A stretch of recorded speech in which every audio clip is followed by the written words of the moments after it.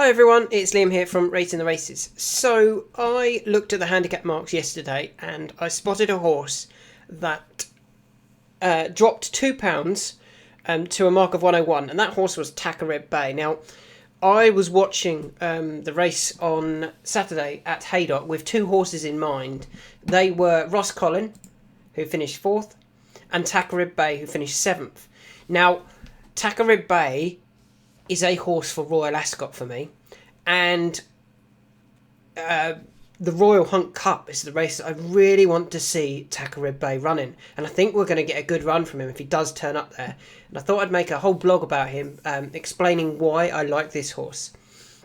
So first of all, if we look at his race on Saturday, you can see that he went off 9-2, so he was fancied.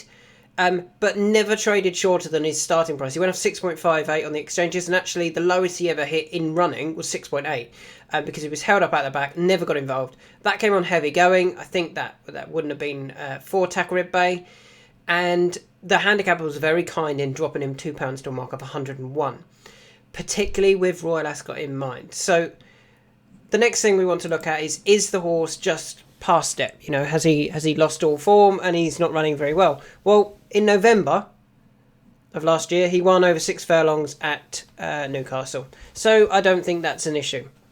It's not like his last win came back in 2021 or something silly like that. And he's not particularly old. He's only a 5-year-old, so he's not likely to be on the downgrade yet either. So then I thought, right, with Royal Ascot in mind, I wanted to check that he had Ascot Form. So let's go through his 4 runs that he's had at Ascot. So first of all, he ran as a 3-year-old in the Jersey Stakes, where he finished a well-beaten 11th. That said, if you go and watch the race, he was actually in the wrong part of the track. There was only one horse that actually made any ground from being out in the middle. You wanted to be down the near side. The only horse that made any ground over the far side, or more over the far side than Takr Rib Bay, was Alflaila, who still didn't run great, finishing 10th. However, Alflaila has since gone on to win a Group 2 and ended last season finishing 5th in the 2023 Champion Stakes. So, behind Auguste Rodin. Auguste Rodin, is that how you say it? Augustus Rodin. Auguste Rodin, isn't it? And others that are top quality opposition. So, it doesn't matter that he finished so far back on this occasion. All of these, Tuscan, Audience, Toy Sun, and Mise la Mise, were more over the far side. They weren't on the rail. Noble Truth was right on the rail. I think Samburu came right down the near side, and all the others were towards this side, whereas those that were caught out in the middle didn't run very well. So you could forgive that run from Takr Rib Bay. It was also a Group 3. We're only looking at the Royal Hunt Cup, which is a handicap. So we then move on to the Porsche Handicap on the 23rd of July, which is actually my birthday, in 2022, when I also think it's the birthday of a recent NapComp winner. When Takr Rib Bay finished second. So Takr Rib Bay finished second behind Tempus.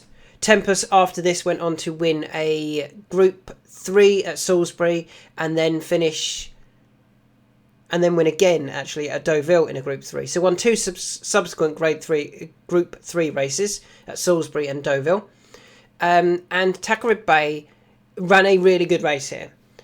For me though, I think he would have got a little bit closer to Tempus as well if he'd got a clear run. So he was behind Random Harvest, and I can't think who else was actually in front.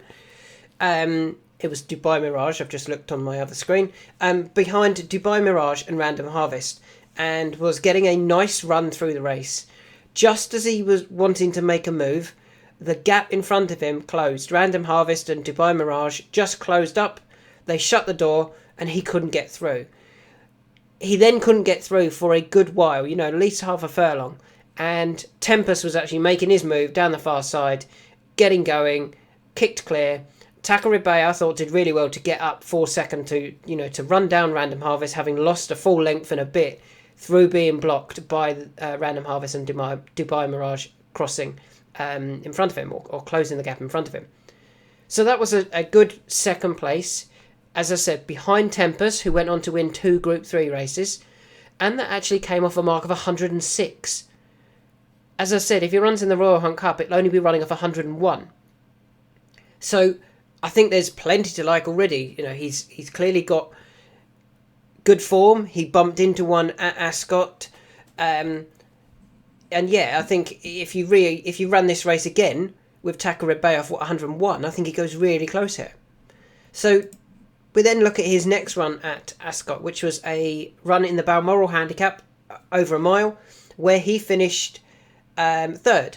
Now, this time, a 20-runner handicap, a big field, he didn't want to be so prominent.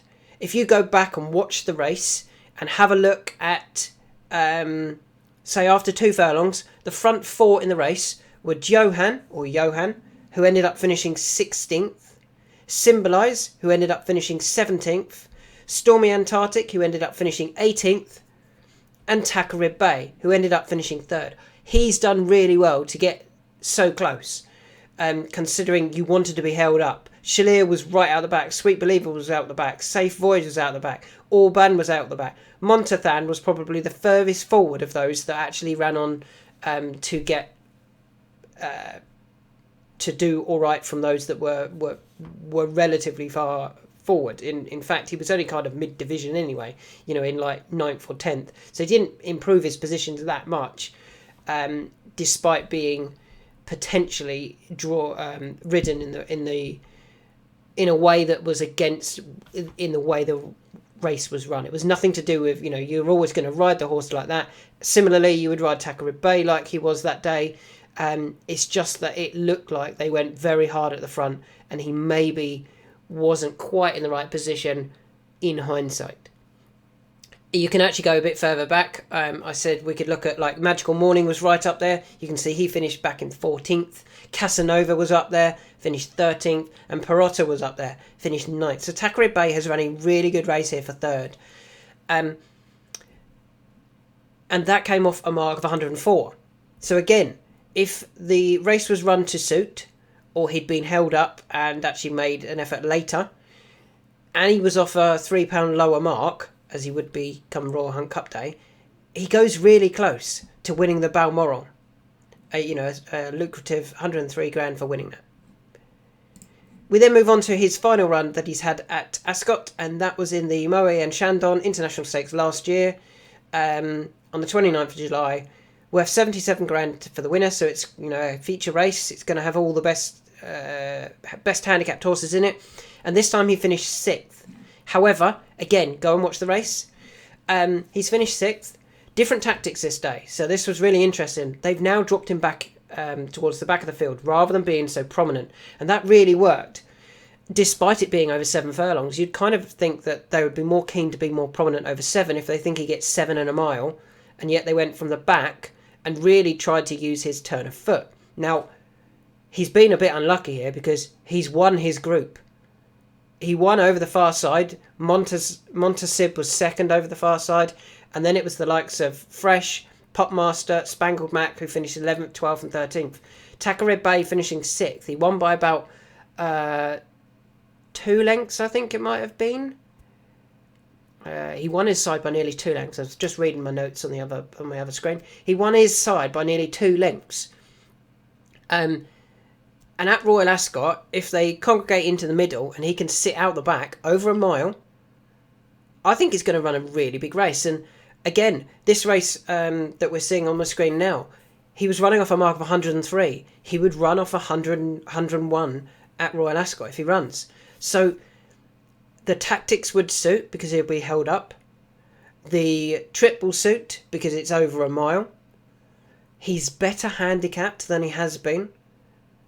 And he has still been running well. You know, I mean, he's finished, what did I say? Those 3 handicaps at Ascot. He's finished 2nd, 3rd and 6th in handicaps. 2 of them being these lucrative 77,000 and 103,000. So 2 of them being races that you'll find that there was quite a few really well handicapped horses aimed at it. And he still ran really well off higher marks as well. 104 and 103 for those last 2. and he'll be running off 101 if he runs in the Royal Hunt Cup in Royal Ascot. So I really want to see Takr Rib Bay in the Royal Hunt Cup. I think he is beautifully handicapped. I think he can be weighted with this time. Now they know that that's probably the best tactics. Hopefully they stay in one group so he doesn't become unlucky and win his group and still not win the race. And yeah, I think he will go really close. Now, granted, he could run in the Buckingham Palace Stakes. That's only worth 51 grand. I don't think that's worth going for. Go for the Royal Hunt Cup, which is worth £90,000 to the winner. So yeah, there's my thoughts about Takr Rib Bay. Towards the bottom of this blog post, I have added a button which will take you to Takr Rib Bay's page, which you can then use this pencil icon to add him to your NAGME. I've put Royal Hunt Cup. So yeah, there's some thoughts about Takr Rib Bay.